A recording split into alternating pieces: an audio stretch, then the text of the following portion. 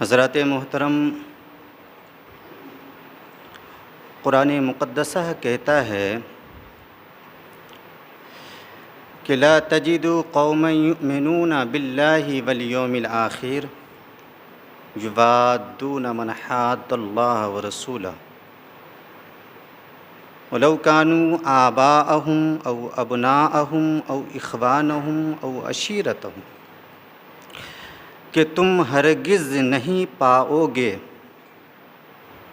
کہ وہ لوگ جو اللہ تعالیٰ پر اور یوم آخرت پر ایمان رکھتے ہیں وہ ان لوگوں سے بھی محبت کرتے ہوں جنہوں نے اللہ اور اس کے رسول کی مخالفت کی ہو۔ اب مخالفت کرنے والا چاہے اس کا باپ ہو، چاہے اس کا بیٹا ہو، چاہے اس کا بھائی ہو، یا چاہے اس کے خاندان کے لوگ ہو، صاحب ایمان ہر مخالفین سے نفرت کیا کرتا ہے۔ یہی وجہ ہے کہ حضرت صدیق و عمر اللہ اور اس کے رسول کے ہر مخالفین سے نفرت کیا کرتے تھے۔ یہی وجہ ہے کہ عثمان و علی اللہ اور اس کے رسول کے ہر مخالفین سے نفرت کیا کرتے تھے۔ یہی وجہ ہے کہ سعد و سعید اللہ اور اس کے رسول کے ہر مخالفین سے نفرت کیا کرتے تھے۔ یہی وجہ ہے کہ عبد الرحمن و ابو عبیدہ اللہ اور اس کے رسول کے ہر مخالفین سے نفرت کیا کرتے تھے۔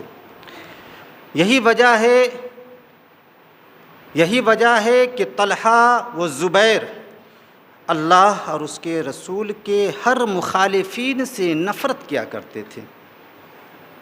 یہی وجہ ہے کہ تمام صحابہ کرام، تابعین و تبع تابعین، صالحین اللہ اور اس کے رسول کے ہر مخالفین سے نفرت کیا کرتے تھے، اور اللہ اور اس کے رسول سے اس قدر محبت فرمایا کرتے تھے، اس قدر محبت فرمایا کرتے تھے کہ تاریخ میں اس کی کوئی بھی مثال نہیں پائی جاتی۔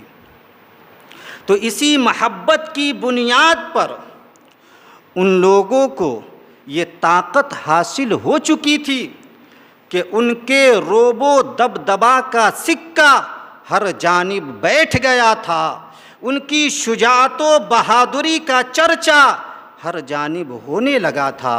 یہی وجہ تھی کہ باطل طاقتیں دم توڑنے لگی تھی اور پوری دنیا میں بڑی تیزی کے ساتھ مذہب اسلام پھیلنے لگا تھا، پرچم اسلام بلند و بالا ہونے لگا تھا۔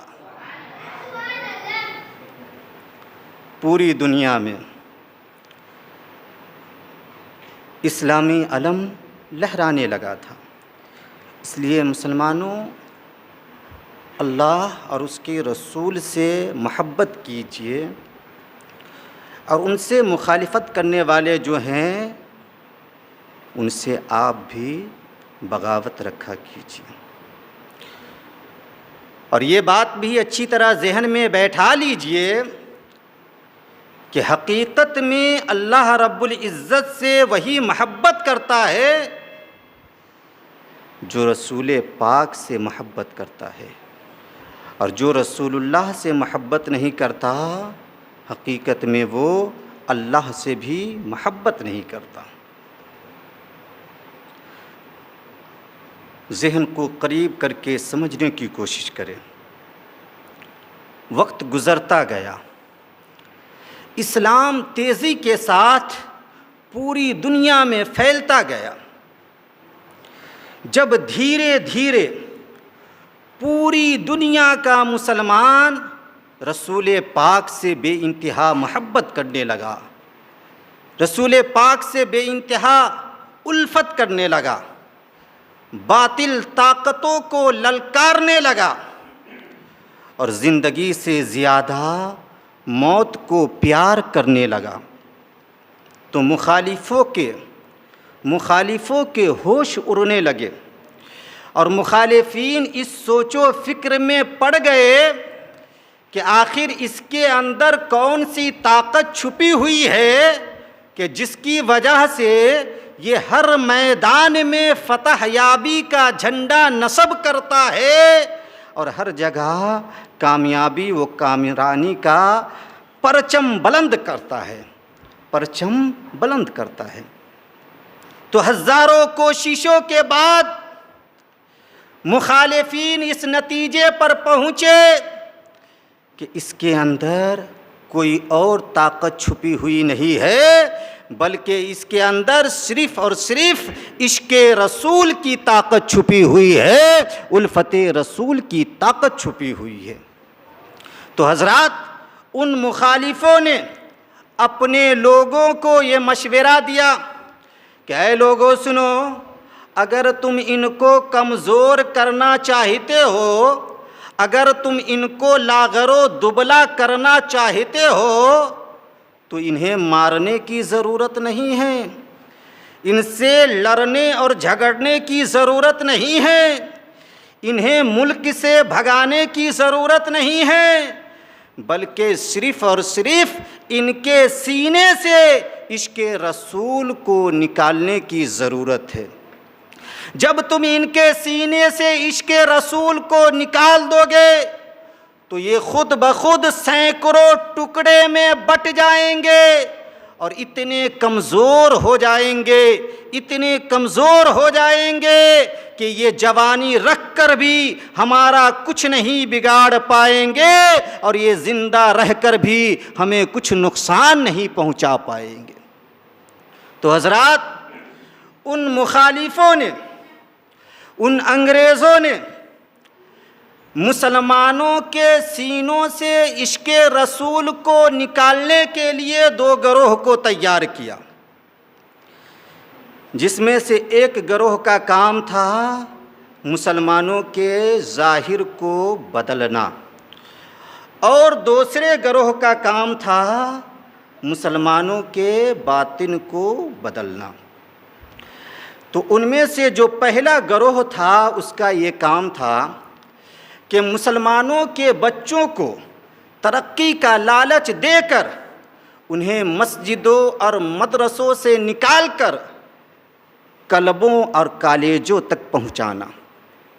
اسی پہلے گروہ کا یہ کام تھا کہ قرآن مقدسہ پڑھنے والے لوگوں کو حقارت کی نظروں سے دیکھ کر انہیں ذلیل و رسوا کرنا۔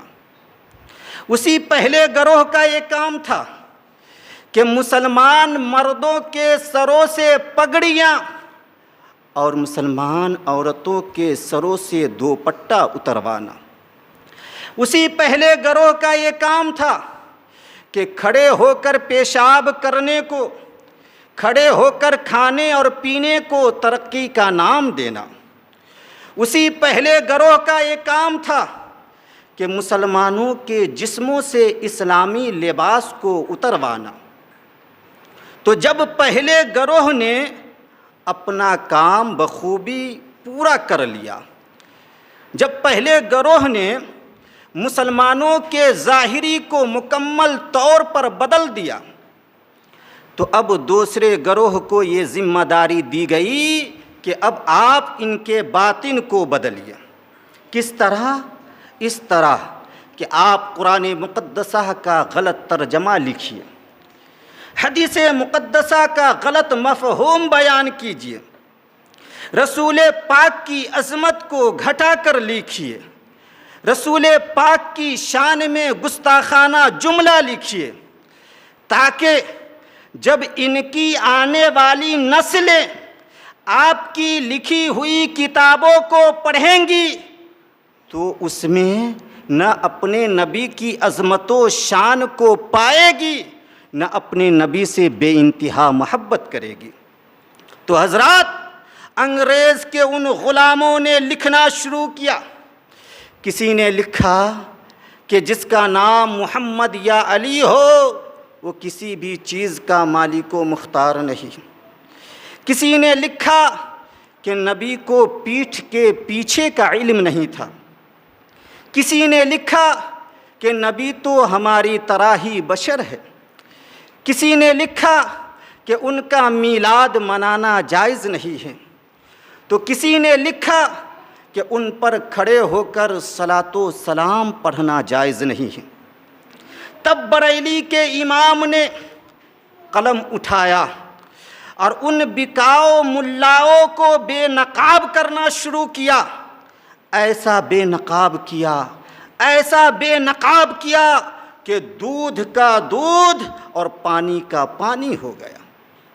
میرے امام نے فرمایا او دنیا والو سنو سنو، وہ میرے نبی کے چاہنے والوں سنو سنو، وہ میرے نبی کا کلمہ پڑھنے والے سنو سنو. کبھی بھی ان بکاؤ ملاؤں کے جال میں پھنس کر اپنے نبی سے منہ مت موڑ لینا، اپنے نبی سے رشتہ مت توڑ لینا، بلکہ ہر لمحہ ہر پل اپنے نبی کا سچا پکا غلام بن کر زندگی گزارتے رہنا اور اپنے نبی کی عظمت و شان کو یوں بیان کرتے رہنا کہ یا رسول اللہ وہ خدا نے ہے مرتبہ تجھ کو دیا جو کسی کو ملے نہ کسی کو ملا، کہ کلام مجید نے کھائی شہا تیرے شہر و کلام و بقا کی قسم، اور تیرے خلق کو حق نے عظیم کہا، تیری خلق کو حق نے جمیل کیا، کوئی تجھ سا ہوا ہے نہ ہوگا شاہ، تیرے خالق حسن و ادا کی قسم، تیرے خالق حسن و ادا کی قسم. تو حضرات ہم اپنی زندگی کا ہر لمحہ جو گزاریں وہ اللہ اس کے رسول کی محبت میں گزاریں.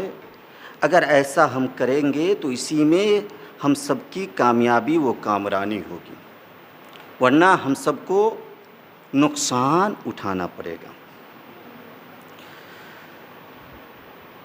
اب ایک جھلک میں ذات امام احمد رضا کی طرف آپ کے توجہ کو لانا چاہتا ہوں کہ کن کا نام ہے امام احمد رضا،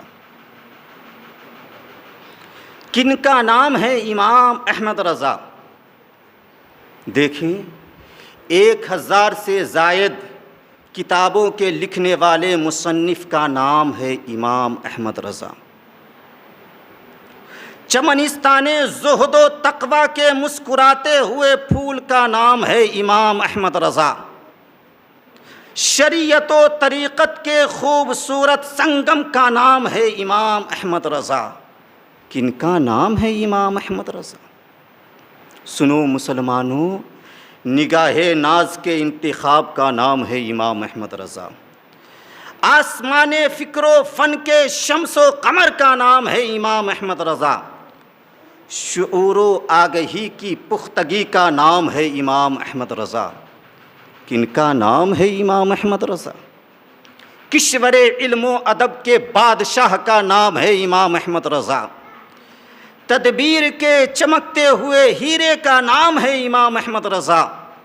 معقولات و منقولات کے بحر ذخار کا نام ہے امام احمد رضا. کن کا نام ہے امام احمد رضا؟ ناشر قوم و ملت کا نام ہے امام احمد رضا. ہمدرد قوم و ملت کا نام ہے امام احمد رضا. مفکر اسلام کا نام ہے امام احمد رضا. کن کا نام ہے امام احمد رضا؟ کن کا نام ہے امام احمد رضا؟ نوک قلم کی آبرو کا نام ہے امام احمد رضا. تحریر و تقریر کے مہکتے ہوئے گلشن کا نام ہے امام احمد رضا. تاجدار اہل سدت کا نام ہے امام احمد رضا. کن کا نام ہے امام احمد رضا؟ سنو مسلمانوں، صرف مفتی نہیں بلکہ فتویٰ کا نام ہے امام احمد رضا. متقی نہیں بلکہ تقوی کا نام ہے امام احمد رضا، محقق نہیں بلکہ تحقیق کا نام ہے امام احمد رضا، مفسر نہیں بلکہ تفسیر کا نام ہے امام احمد رضا۔ کن کا نام ہے امام احمد رضا؟ مولانا نقی علی خاں کے لاڈلے کا نام ہے امام احمد رضا، مفتی اعظم ہند کے والد کا نام ہے امام احمد رضا، شہر بریلی کی شان و پہچان کا نام ہے امام احمد رضا، ہم سنیت کی جان کا نام ہے امام احمد رضا۔ وہ امام احمد رضا جن کی ہر ادا بولے نبی نبی، جن کی زلف بولے نبی نبی، جن کی گفتار بولے نبی نبی، جن کی رفتار بولے نبی نبی، جن کی زباں بولے نبی نبی، اور جب قلم اٹھائے تو نوکے قلم سے بھی یہی صدا نکلے کہ سب سے اولا وہ اعلیٰ ہمارا نبی، سب سے بالا وہ اعلیٰ ہمارا نبی، اپنے مولا کا پیارا ہمارا نبی، دونوں عالم کا دولہا ہمارا نبی، خلق سے اولیاء، اولیاء سے رسول، اور رسولوں سے اعلیٰ ہمارا نبی۔ کیا خبر کتنے تارے کھلے چھپ گئے، پر نہ ڈوبے نہ ڈوبا ہمارا نبی، اور کون دیتا ہے دینے کو منہ چاہیے، دینے والا ہے سچا ہمارا نبی، دینے والا ہے سچا ہمارا نبی۔ حضرات، اعلیٰ حضرت کی پیدائش 10 شوال المکرم 1272 ہجری کو ہوئی، اور آپ کی وفات 25 صفر المظفر 1340 ہجری میں دن کے 2:38 پر ہوئی، اور آپ شہر بریلی کے محلہ سودا گران میں مدفون ہوئے۔ آپ کی مختصر سوانح حیات یہ ہے کہ اعلیٰ حضرت نے محض 4 سال کی چھوٹی عمر میں قرآن مقدسہ کا ناظرہ مکمل کیا۔ 8 سال کی چھوٹی سی عمر میں آپ نے درس نظامیہ کی مشہور و معروف کتاب ہدایت النحو کی فارسی میں شرح لکھی، اور 14 سال کی عمر میں آپ نے سند و فراغت حاصل کر کے دارالافتاء کی اہم ذمہ داری سنبھال لی۔ 22 سال کی عمر میں آپ نے حضرت آل رسول نوری میاں علیہ الرحمہ ماہریرہ شریف کے مقدس ہاتھوں پر بیعت کی۔ آپ نے اپنی زندگی میں 2 مرتبہ حج بیت اللہ کیا، اور کعبہ معظمہ کے اندر ہی آپ نے الدولۃ المکیہ کی تصنیف فرمائی۔ حضرات، آپ غور کریں تو پتہ چلے گا کہ دنیا کا اکثر و بیشتر مرید اپنے پیر پر ناز کرتا ہے، اپنے مرشد پر فخر کرتا ہے کہ میرا مرشد، میرا پیر کمال والا ہے، میرا پیر زہد و تقوی والا ہے، میرا پیر صوم و صلات والا ہے، لہٰذا میرے مرشد کے صدقے میرا بیڑا پار ہو جائے گا، میں کامیاب و کامران ہو جاؤں گا۔ لیکن جس مرید پر خود پیر کو ناز آ جائے، جس مرید پر خود پیر صاحب فخر کرنے لگے، تو آپ اندازہ لگا سکتے ہیں کہ پھر وہ مرید کتنا باکمال ہوگا، سبحان اللہ، پھر وہ مرید کتنا خوش نصیب ہوگا، سبحان اللہ۔ انہی خوش نصیب مریدوں میں سے ایک مرید امام احمد رضا خاں ہے، جن پر آپ کے پیر و مرشد کو بڑا ہی ناز تھا، بڑا ہی فخر تھا۔ تبھی تو اعلیٰ حضرت کے پیر فرماتے ہیں کہ جب بروز محشر میرا رب مجھ سے پوچھے گا کہ اے آل رسول تم میرے لیے کیا لائے ہو، تو میں رب کی بارگاہ میں یہ عرض کر دوں گا کہ مولا میں احمد رضا کو لایا ہوں، سبحان اللہ، میں احمد رضا کو لایا ہوں، سبحان اللہ۔ ایسے مرید تھے ایسے باکمال تھے امام احمد رضا کہ جن پر آپ کے پیر و مرشد کو بھی ناز تھا، اور آپ ایسے عاشق رسول تھے، آپ ایسے عاشق اہل بیت رسالت تھے کہ ایک مرتبہ آپ نے اپنے سر کی پگڑی ایک سید زادے مزدور کے قدموں پر رکھ کر معافی طلب کرنے لگے، معافی طلب کرنے لگے۔ واقعہ بڑا طویل ہے، لیکن مختصر میں آپ کو سمجھانے کی کوشش کر رہا ہوں۔ مختصر میں آپ کو بتا رہا ہوں کہ ایک مرتبہ آپ کے ایک چاہنے والے نے اپنے گھر آپ کی دعوت کی اور آپ کو لے جانے کے لیے پالکی لے کر آئے۔ آپ تیار ہوئے، مکمل عالمانہ شان و وقار کے ساتھ آپ اپنے حجرہ سے باہر نکلے، پالکی میں سوار ہوئے۔ مزدوروں نے چاروں جانب سے پالکی کو اٹھایا اور لے جانے لگے۔ آگے آگے پالکی جا رہی تھی اور پیچھے پیچھے عقیدت مندوں کا ایک بڑا سا ہجوم جا رہا تھا۔ ابھی تھوڑی دور آگے گئے تھے کہ آپ نے مزدوروں سے کہا کہ پالکی نیچے اتارو۔ پالکی نیچے اتاری گئی، آپ اس میں سے باہر نکلے، حیران و پریشان تھے، آپ کے چہرے کا رنگ بدلا ہوا تھا۔ آپ نے اسی حالت میں ان مزدوروں سے کہا کہ اے مزدوروں، بتاؤ تم میں آل رسول کون ہے، اولاد رسول کون ہے؟ سارے مزدور خاموش ہو گئے، جو چاروں جانب مزدور تھے وہ چاروں مزدور خاموش ہو گئے۔ پھر آپ نے کہا کہ اے لوگو سنو، میں تجھے رسول خدا کا واسطہ دیتا ہوں، آپ بتاؤ کہ آپ میں آل رسول کون ہے، اس لیے کہ میں آل رسول کی خوشبو محسوس کر رہا ہوں۔ سبحان اللہ، اولاد رسول کی مہک محسوس کر رہا ہوں۔ جبھی تو زمانہ کہتا ہے کہ زمانہ سن کر جانتا ہے کہ یہ آل رسول ہے، اور اعلیٰ حضرت سونگھ کر پہچان لیتے ہیں کہ یہ آل رسول ہے۔ سبحان اللہ۔ تو اس میں سے ایک مزدور کے چہرے کا رنگ پھیکا ہو گیا۔ اس نے کہا حضور، مزدور سے کام کرایا جاتا ہے، نہ کہ اس کی ذات پات پوچھی جاتی ہے۔ مزدور سے کام لیجئے، اس کی ذات پوچھنے کی کوئی ضرورت نہیں ہے۔ جب اعلیٰ حضرت نے اصرار کیا تو اس نے کہا کہ سمجھ لیجئے میں ہی اس چمنستان رسالت کا ایک مرجھایا ہوا پھول ہوں جو چند مہینے پہلے اس شہر میں آیا ہوں۔ میں کوئی ہنر نہیں جانتا، کوئی کام نہیں جانتا، میں انہی مزدوروں کے ساتھ پالکی اٹھاتا ہوں، مزدوری کرتا ہوں، اور اس سے جو روپیہ ملتا ہے، پیسہ ملتا ہے، اس سے میں اپنے بال بچوں کی پرورش کرتا ہوں۔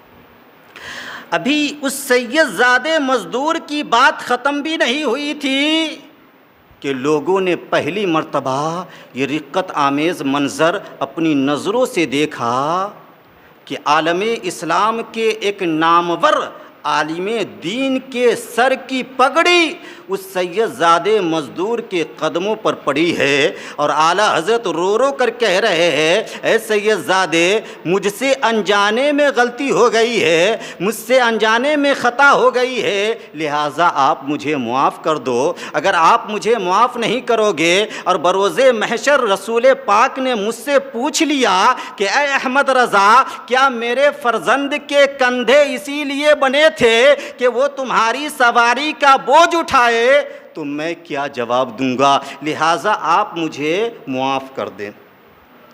تو سید زادے نے معاف کر دیا۔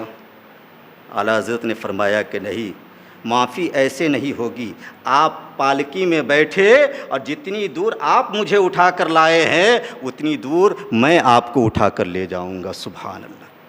بتانا مقصد یہ ہے کہ جب ایک سید زادے مزدور کے ساتھ اعلیٰ حضرت کا عشق اس درجے کا تھا تو پھر آپ اندازہ لگائے کہ مصطفیٰ جان رحمت کے ساتھ عشق رضا کس درجے کا رہا ہوگا۔ آپ خود فرماتے ہیں کہ کرو مدح اہل دول رضا، پڑے اس بلا میں میری بلا، ارے میں گدا ہوں اپنے کریم کا، میرا دین پارائے نہ نہیں۔ وہ کمال حسن حضور ہے کہ گمان نقص جہاں نہیں، یہی پھول خار سے دور ہے، یہی شمع ہے کہ دھواں نہیں۔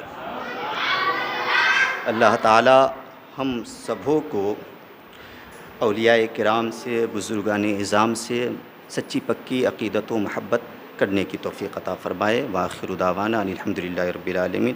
السلام علیکم۔